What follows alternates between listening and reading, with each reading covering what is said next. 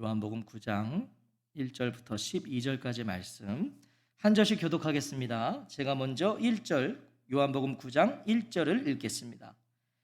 예수께서 길을 가실 때에 날 때부터 맹인된 사람을 보신지라. 사람이 맹인으로 난 것이 누구의 죄로 인함이니까? 자기니까? 그의 부모니까? 예수께서 대답하시되 이 사람이나 그 부모의 죄로 인한 것이 아니라 그에게서 하나님이 하시는 일을 나타내고자 하심이라. 때가 아직 낮음에 나를 보내신 이의 일을 우리가 하여야 하리라. 밤이 오리니 그때는 아무도 일할 수 없느니라. 내가 세상에 있는 동안에는 세상의 빛이로라. 이 말씀을 하시고 땅에 침을 뱉어 진흙을 이겨 그의 눈에 바르시고 이르시되 실로암 못에 가서 씻으라 하시니 실로암은 번역하면 보냄을 받았다는 뜻이라. 이에 가서 씻고 밝은 눈으로 왔더라.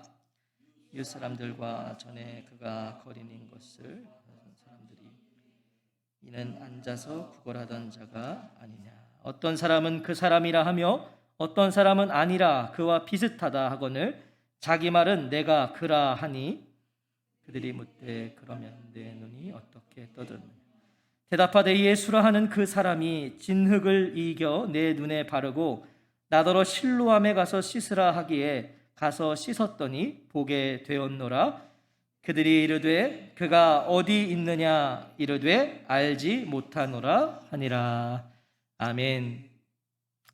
오늘 요한복음 24번째 시간 실로암 못에 가서 씻으라. 실로암 못에 가서 씻으라 제목으로 하나님 말씀 전하겠습니다. 함께 읽은 본문은 요한복음에 기록된 예수님께서 행하신 7 표적 가운데 6번째 표적입니다. 이제 우리가 요한복음 지금 나누고 있는데 이제 한 표적 남은 거예요. 7 표적 가운데 이제 6번째인데 날 때부터 맹인된 사람을 고치신 사건입니다. 초막절 끝날에 성전에서 예수님께서 외치셨던 말씀이 무엇을 의미하는지 그것을 구체적으로 보여주는 표적이에요. 예수님께서 초막절 끝날에 성전에서 무엇을 외치셨습니까? 8장 12절에 보면 예수께서 또 말씀하여 이르시되 나는 세상의 빛이니 나를 따르는 자는 어둠에 다니지 아니하고 생명의 빛을 얻으리라. 예수님께서 이것을 외치셨잖아요. 초막절 끝날에 예수님은 자신을 어둠 가운데 있는 세상의 빛이라고 하셨어요. 그러니까 세상은 어둡다는 것이죠. 모든 인생들은 어둡다는 거예요. 빛과 어둠을 대조하심으로써 눈앞에 있는 예수님을 보고도 여전히 깨닫지 못하고 있는, 아니 깨닫고자 하는 마음조차 가지고 있지 않았던 바리새인들, 또 그와 같은 자들을, 그들의 어두운 상태를 예수님은 지금 드러내시는 거예요. 어둡다는 거죠. 결국 영적 무지가 극에 달한 유대인들은요, 돌을 들어 예수님을 치려고 합니다. 예수님의 메시지들이 그들을 분노하게 만든 것이에요. 뭐 쉽게 말해 이런 거잖아요. 너네 죄인이다. 너네 어둡다. 너네 죽음이다. 그러니까 기분 나쁜 거죠. 거기다가 뭐 하나님을 자기 아버지라고 그러고 막 이러니까 돌을 들어 이제 치려 합니다. 그래서 예수님은 이 초막절 기간 동안에 성전에 계셨던, 그곳에 계셨던 예수님은 이제 몸을 피해 성전 바깥으로 이제 나오세요. 그게 8장 59절입니다. 그들이 돌을 들어 치려 하거늘 예수께서 숨어 성전에서 나가시니라. 그리고 이어지는 것이 오늘 본문이에요. 초막절이 지난 어느 안식일에 길을 가시던 예수님의 눈에 한 사람이 들어옵니다. 1절이에요. 예수께서 길을 가실 때에 날 때부터 맹인된 사람을 보신지라. 여기서 보셨다라는 것은 예수님의 사랑과 관심을 의미합니다. 그러니까 예수님은 한 영혼도 그냥 쉽게 지나치시는 분이 아니었다는 거예요. 예수님의 마음은 언제나 영혼들을 향하고 계셨다는 거죠. 특히 예수님께서 보셨다는 것은요, 단순히 눈으로 보셨다는 것뿐만 아니라 이것은 안다라는 의미예요. 그러니까 예수님은 보고 아십니다. 보고 아신다는 거예요. 바라보시는 영혼의 그의 상태, 그의 필요, 그의 문제, 모든 걸 아신다는 거죠. 그래서 예수님 사실은 보시는 거예요. 알고 계시기 때문에, 그의 상태를 알고 계시기 때문에, 그의 문제, 그의 필요, 그의 지금 간절한 바람이 뭔지를 아시기 때문에 보시는 겁니다. 예수님의 시선이 머물렀다는 것은 그를 향한 하나님의 뜻과 계획이 있었음을 의미하는 거예요. 예수님은 하나님의 뜻대로 움직이셨거든요. 그러니까 예수님이 보셨다는 것, 만약 예수님이 발걸음을 멈추셨다는 것은요, 하나님의 뜻이 있었다는 거예요. 계획이 있었다는 것이죠. 그런데 바로 그때에 제자들이 예수님께 질문을 합니다. 2절에 보시면 제자들이 물어 이르되 랍비여, 이 사람이 맹인으로 난 것이 누구의 죄로 인함이니까? 자기니까? 그의 부모니까? 먼저 제자들이 왜 이런 질문을 했는지를 우리가 살펴보기 전에요, 이 제자들 너무 무례합니다. 무례하죠. 예수님께서 길가에서 보고 멈춰 서신 맹인은 눈이 보이지 않는 사람이지 들리지 않는 사람이 아니에요. 들리는 사람이에요. 그런데 장애를 가진 사람을 향한 시선이 무례하니까, 이 제자들 무례하니까 무례하게 대하고 있는 것이고요, 예수님께 질문도 무례하기 그지없는 거예요. 생각해 보세요. 선생님, 이 사람이 눈먼 사람으로 태어난 것이 누구의 죄 때문입니까? 이 사람의 죄입니까? 부모의 죄입니까? 여러분, 이거 앞에서 얘기하고 있는데 듣는 맹인 기분 얼마나 나쁘겠어요. 자신을 지금 죄 때문에 이렇게 됐다고 말하고 있는 거잖아요. 무례하다는 거예요. 성경은 지금 그 맹인이라고 기록이 돼 있어서 저도 이게 뭔가 우리가 어감이 시각 장애인, 저도 예전에 영적 소경 이런 말을 많이 썼는데, 사실은 소경이 맹인을 얕잡아 보는 말이라고 사전적 의미가 그렇더라고요. 다 알고 계셨나요? 저는 몰랐어요. 그 예전에 쓰던 게 너무 부끄럽더라고요. 소경이 좋은 말이 아니에요. 소경은 맹인을 얕잡아 이르는 말이라고 사전에 나오고, 오히려 맹인이 표준어입니다. 그래서 제가 맹인이라고 했을 때 성경도 그렇게 기록되어 있고, 이것이 제가 나쁜 말이 아니에요. 이게 표준어입니다. 자, 제자들 맹인을 보면서 왜 이렇게 무례한 질문을 했을까요? 왜 장애를 죄와 연결시켰을까요? 제자들이 이런 생각을 하게 된 근거는 출애굽기 34장 7절입니다. 제가 세 번역으로 한번 읽어볼게요. 수천 대에 이르기까지 한결같은 사랑을 베풀며 악과 허물과 죄를 용서하는 하나님이다. 그러나 나는 죄를 벌하지 않은 채 그냥 넘기지는 아니한다. 아버지가 죄를 지으면 본인에게뿐만 아니라 3, 4대 자손에게까지 벌을 내린다. 이 말씀을 근거로 한 거예요. 죄를 지으면 벌을 내리신다라는 이 말씀의 근거에서 장애를 죄에 대한 징벌로 여겼던 것이죠. 이 맹인과 그의 부모를 알지도 못하면서, 그 맹인과 또 그 부모를 본 적도 없으면서, 오늘 처음 봤으면서 그를 앉혀놓고요, 지금 신학적인 논쟁을 벌이는 거예요. 말씀대로 저가 맹인된 것은 죄의 결과다. 저가 죄를 졌든 저의 부모가 죄를 져서 저가 맹인된 것이다. 물론 죄가 고통과 고난의 원인이 될 수 있습니다. 그럴 수 있잖아요. 그것이 우리의 고난과 원인의, 죄가 고통과 원인의, 고난의 원인이 될 수 있어요. 하지만 항상 그렇진 않아요. 이것을 일반화시키면 안 된다는 것이죠. 죄가 고난받는 세상을 만들어냈습니다. 맞아요. 하지만 한 개인의 고난이, 그의 고통이 반드시 그 사람 개인의 죄로 인한 것이라고 말해서는 안 된다는 거예요. 신약 성경도 그것을 말씀하고 있어요. 누가복음 13장 2절에 보면 대답하여 이르시되 너희는 이 갈릴리 사람들이 이같이 해 받음으로 다른 모든 갈릴리 사람보다 죄가 더 있는 줄 아느냐? 그렇지 않다는 거잖아요. 고린도후서 12장 7절에서도 여러 계시를 받은 것이 지극히 크므로 너무 자만하지 않게 하시려고 내 육체의 가시 곧 사탄의 사자를 주셨으니 이는 나를 쳐서 너무 자만하지 않게 하려 하심이라. 육체의 가시를 줄 수 있다는 거예요. 또 갈라디아서 4장 13절에 내가 처음에 육체의 약함으로 말미암아 너희에게 복음을 전한 것을 너희가 아는 바라. 육체의 약함을 통해서 복음이 더욱 진전되었다는 거잖아요. 그러니까 단지 우리의 어떤 장애, 고통, 육신의 연약함이 죄로 인한 것이 아니다. 다 그렇게 말할 수 없다. 만약 고난과 고통이 모두 죄의 결과라면요, 예수님의 고난도 예수님의 죄의 결과라고 말해야 되는 거예요. 이게 일반화시켜버리면, 죄로 인한 고통이면 예수님이 받은 고난, 제자들이 받은 고난은 다 죄 때문인 거잖아요. 제자들의 너무도 이 무례하기 짝이 없는 질문에요, 예수님 답하십니다. 사실은 이거 답하실 가치도 없을 정도로 무례해요. 근데 예수님이 답을 해주세요. 왜요? 제자들의 그 잘못된 질문을 제자들의 잘못된 사고를 고치는 계기로 삼으시는 거예요. 3절이에요. 예수께서 대답하시되 이 사람이나 그 부모의 죄로 인한 것이 아니라 그에게 하나님이 하시는 일을 나타내고자 하심이라. 이 사람이 볼 수 없는 것은 이 사람이 죄를 지은 것도 아니고 그의 부모가 죄를 지은 것도 아니라고 하세요. 이것은 맹인과 그의 부모가 죄가 없다는 거 아닙니다. 그들이 무죄하다는 의미가 아니라 그의 맹인됨이 죄의 결과가 아니라는 거예요. 제자들은 예수님께 원인을 물었습니다. 왜 맹인이 되었습니까? 원인을 물었어요. 하지만 예수님의 대답은 목적을 말씀하세요. 원인이 아니라 목적을 주목하게 하시는 거예요, 지금. 중요한 것은 이 사람이 맹인으로 태어난 원인과 배경이 아니라 그의 존재 목적.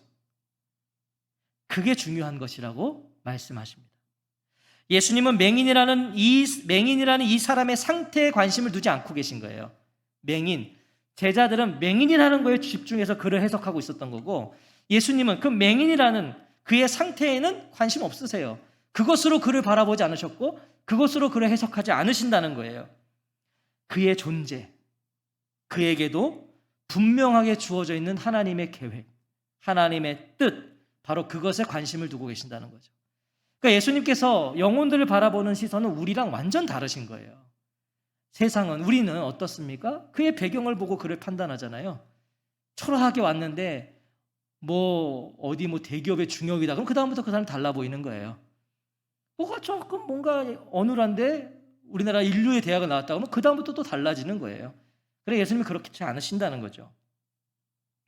그에게서 하나님이 하시는 일을 나타내고자 하심이라. 하나님께서 하시는 일들을 그에게서 드러내시려는 것이다 라고 말씀하세요. 자, 하지만 그렇다고 우리가 오해해서는 안 됩니다. 지금 잘 들으셔야 됩니다.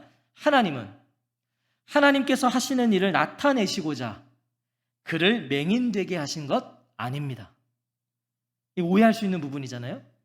하나님이 하나님의 영광을 드러내시려고 그를 맹인되게 하셨다. 뭔가 예수님의 말씀이 그런 뉘앙스를 풍기는 것 같아요. 그게 아니라는 거예요. 영광을 드러내시고자 태어날 때부터 맹인되게 하셨다면 듣는 맹인은 얼마나 억울하겠습니까? 눈먼 자를 고치셔서 눈을 뜨게 하신 건 감사해요. 너무 감사해요. 좋은 일이에요.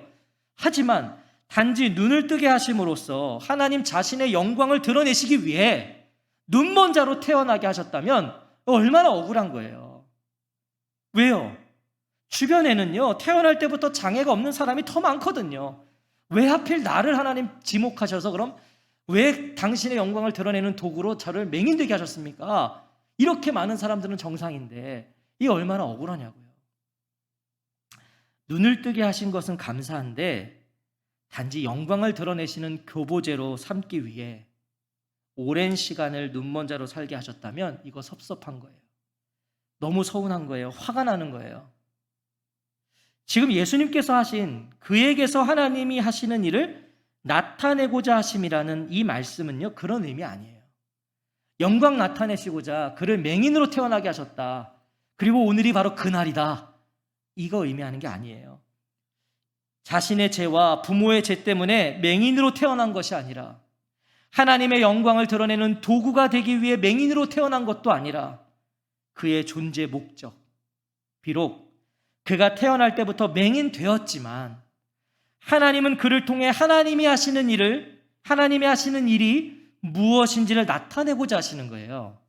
그가 비록 그렇게 태어났지만 그것이 그의 인생의 끝이고 절망이 아니라 하나님은 그를 통해서 하나님이 하시는 일이 뭔지를 드러내고자 하신다는 거죠. 맹인으로 길가에 앉아 구걸로 연명할 수밖에 없는 현실을 살고 있지만 언제나 멸시천대의 자리에 앉아 있을 수밖에 없었지만 저거 죄 때문이다. 이런 소리 들으며 살아갈 수밖에 없었지만 그래서 제자된 너희들도 지금 무례하게 그를 앞에 두고 이런 질문을 하고 있지만 하나님은 그를 구걸의 자리에 있는 볼품없는 자로 여기지 않으시고 멸시천대하지 않으시고 오히려 그를 통하여 하나님께서 하시는 일을 나타내기 원하신다는 거예요. 하나님은 그런 분이시라는 거죠. 누가 복된 인생입니까 도대체? 볼 수 있지만 하나님의 도구가 되지 못하는 인생입니까? 비록 볼 수 없지만 하나님의 도구가 되는 인생입니까? 누가 복된 인생입니까? 우리의 어떤 상태로 하나님이 도구 삼지 않으신다는 거예요. A급이라서 도구 삼으시고 B급이라서 쓰지 않으시는 게 아니라는 겁니다. 잘생겨서 쓰시고 못생겨서 안 쓰시고 이런 게 아니라는 거예요. 하나님은 우리의 상태와 상관없어요. 하나님이 쓰시는 것은 건강하다고 하나님이 도구 삼으시는 것 아니고, 병들었다고 하나님의 도구가 될 수 없는 것 아니고, 부자라고 하나님의 도구 삼으시는 것 아니며, 가난하다고 하나님의 도구가 될 수 없는 것이 아니라는 거예요. 반대도 마찬가지예요. 부자라고 하나님이 도구로 쓰실 수 없는 거 아닙니다. 하나님은 그런 상태로 우리를 쓰시지 않는다는 거예요. 하나님은 하나님의 크신 계획 안에서 각 사람의 상황과 형편을 통해서 하나님의 일을 드러내시는 거예요. 우리의 상황과 형편이 하나님의 일에 방해될 수 없다는 것이죠. 그러니까 저 같은 부족한 자도 하나님 쓰시는 거예요. 저만 부족한가요? 부족한 여러분들도 하나님이 쓰시는 거예요. 맹인에게 그의 장애는 하나님의 일이 드러날 기회가 되었어요. 가장 싫고 가장 저주스러운 자신의 이 연약함, 그것이 하나님의 영광의 도구가 됩니다. 맹인이어서 구걸의 자리에 있어서 모든 이들이 무시해서 예수님도 자신을 무시하시고 그냥 지나치실 거라고 생각하며 살았는데, 오히려 예수님은 그를 통해 눈을 뜨고 있지만 봐야 할 것을 보지 못하고 있고 알아야 할 것을 깨닫지 못하고 있는 유대인들과 종교 지도자들, 그리고 곁에 있는 제자들에게 하나님의 일을 드러내시고자 하시는 거예요. 진정 눈을 뜨고 있지만 보지 못하고 있는 자들. 4절과 5절이에요. 때가 아직 낮음에 나를 보내신 이의 일을 우리가 하여야 하리라. 밤이 오리니 그때는 아무도 일할 수 없느니라. 내가 세상에 있는 동안에는 세상의 빛이로라. 자, 빛과 어둠, 보게 됨과 볼 수 없음을 지금 낮과 밤으로 표현하고 계세요. 낮은 빛이겠죠? 낮은 보게 되는 거예요. 예수님은 8장 12절에 이어서 다시 한번 이렇게 말씀하십니다. 내가 세상에 있는 동안에는 세상의 빛이로라. 그래서 때가 아직 낮음에 예수님께서 세상에 계시는 동안은 빛이 세상에 있다는 거예요. 그래서 낮인 거예요. 예수님 계시는 동안. 낮은 무엇이죠? 활동의 시간입니다. 낮은요, 일하는 시간이에요. 움직이는 시간이에요. 예수님은 아직 낮일 때 하나님의 일을 해야 된다고 하시는 거예요. 하나님의 일을 하기 위해서는 예수님께 할당된 시간이라는 거죠. 이 낮은 지금 하나님의 일을 하기 위해 할당된 시간이다. 그래서 예수님은 일하시겠다는 거예요. 지금 나 일할 것이다. 그리고 그 일이 무엇인지를 이 맹인을 통해서 보이시겠다는 거예요. 그 하나님의 일이 뭔지. 그러면서 동시에 뭐라고 말씀하셨어요? 밤이 오리니. 밤이 오리니. 지금은 낮이지만, 예수님이 계셔서 지금은 낮이지만 밤이 올 거라고 하세요. 밤은 그럼 무엇이겠습니까? 예수님의 십자가 사건을 암시하는 거예요. 그 시간이 오고 있다고 하시는 거예요. 그 시간이. 그래서 나는 지금 더 일한다는 거예요. 하나님의 일을 한다는 거예요. 자, 그러면서 중요한 말씀을 하세요. 때가 아직 낮음에 나를 보내신 이의 일을 우리가 하여야 하리라. 내가 하여야 하리라고 하지 않으세요? 예수님께서 우리는 나를 보내신 분의 일을 낮 동안에 해야 된다. 우리가 해야 된다라고 말씀하세요. 예수님은 제자들을 지금 동역자로 부르시는 거예요. 우리가 해야 된다. 우리 또한 하나님의 일을 하여야 하리라. 자, 예수님께서 제자들을 동역자로 부르셨다면 오늘 우리도 마찬가지죠. 우리도 하나님의 일을 해야 된다는 거예요. 밤이 오리니 그 전까지 우리도 이 제한된 시간 속에서, 우리 이 땅에서의 우리의 시간은 제한적이잖아요.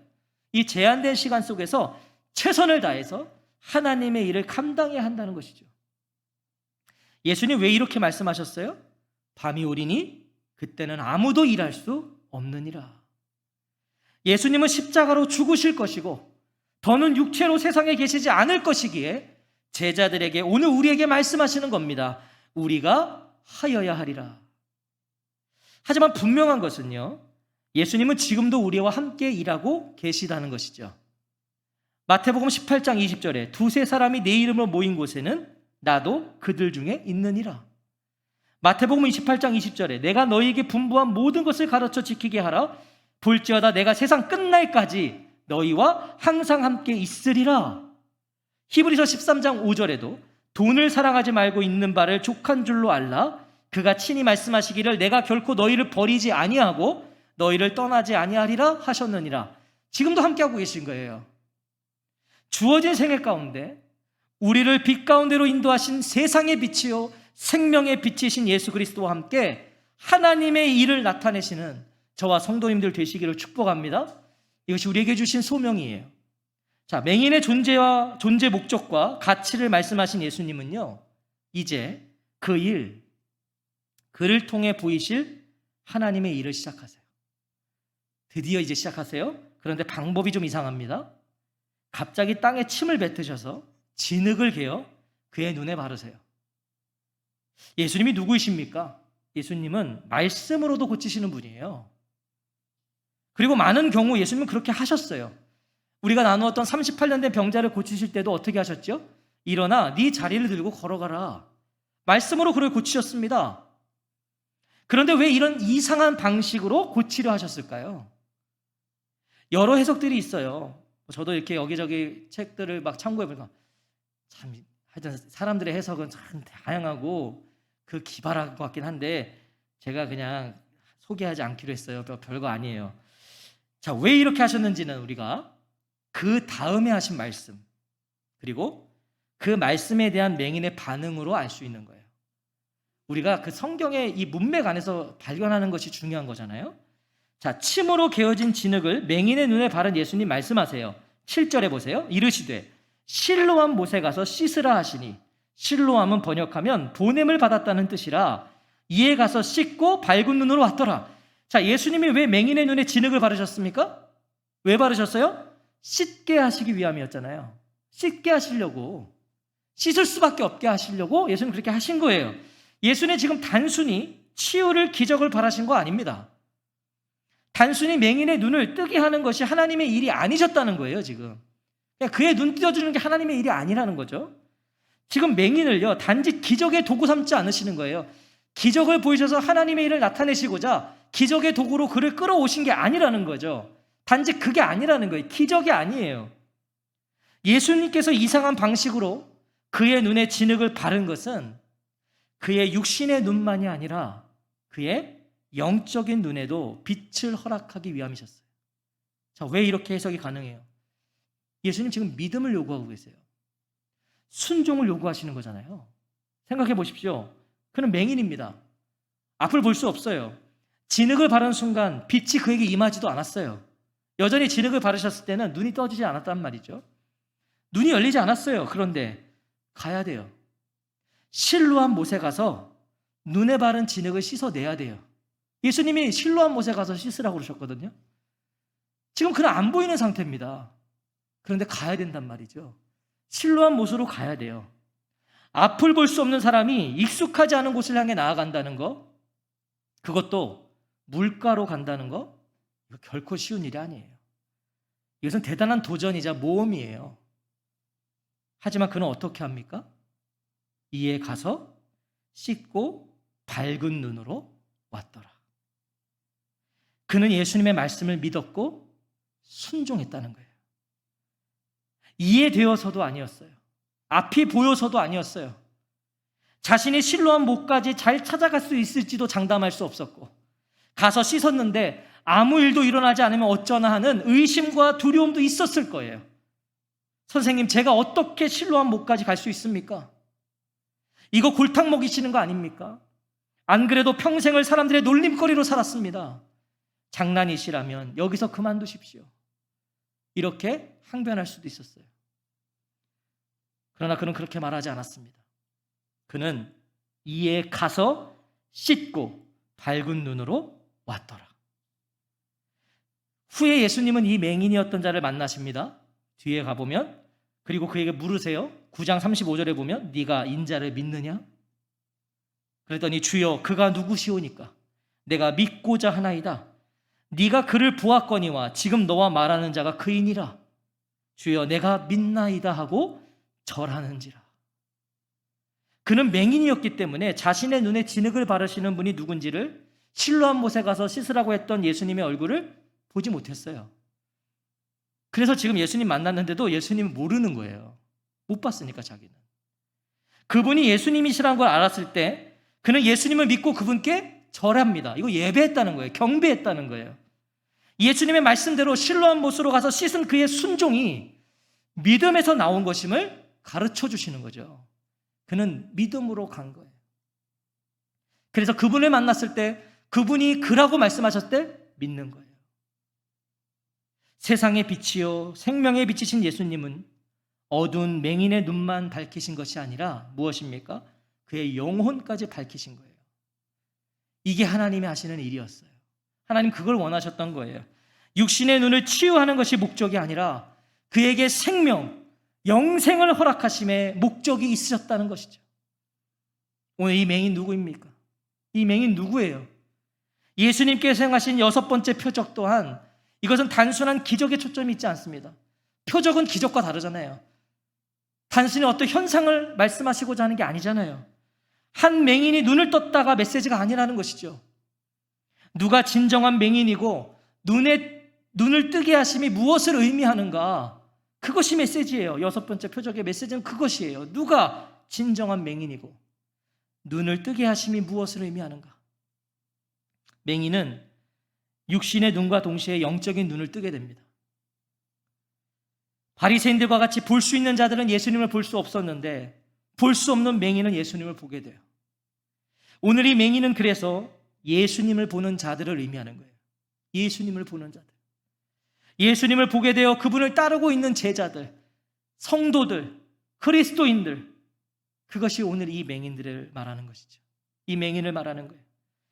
보세요. 이 사람 날 때부터 맹인된 사람이라고 소개하고 있어요. 날 때부터 맹인된 사람이다. 무슨 의미일까요? 영적으로 무슨 의미예요? 인간은 다 날 때부터 영적 맹인이라는 겁니다. 인간은 다 맹인이다.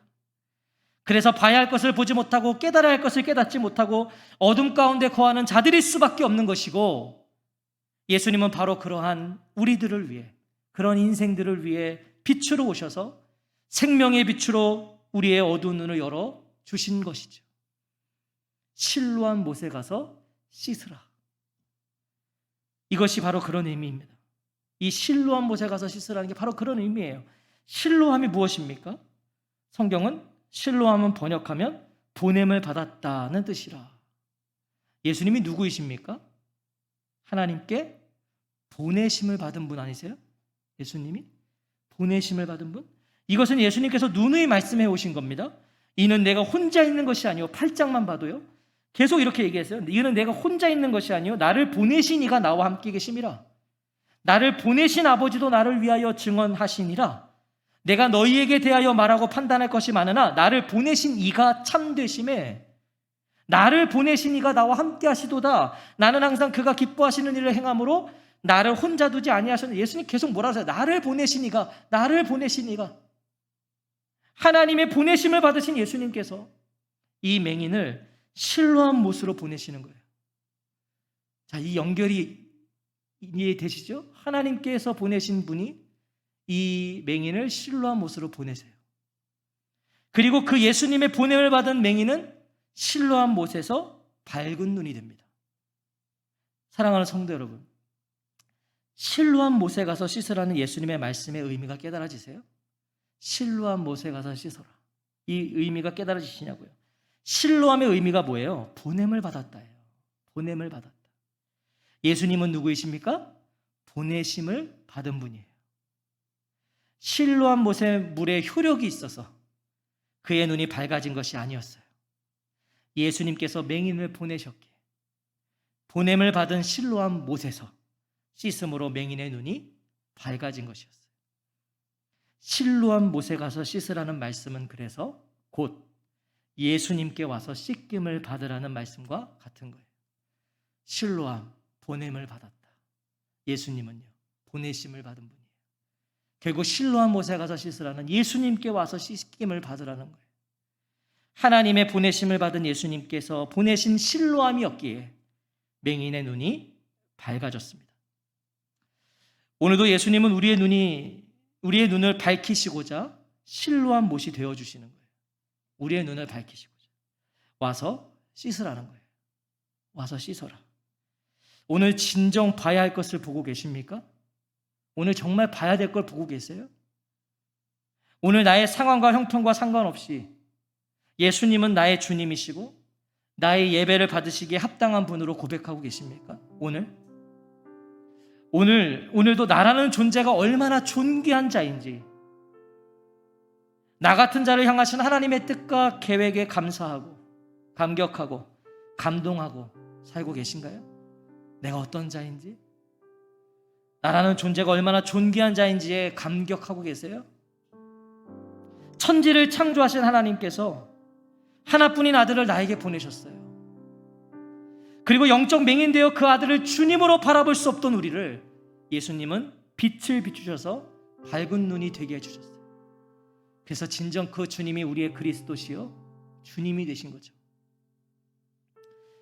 예수님께서 우리의 실로한 못이 되어주신 거예요. 보냄을 받아 예수님께 와 씻어주신 거예요. 잘 보이십니까?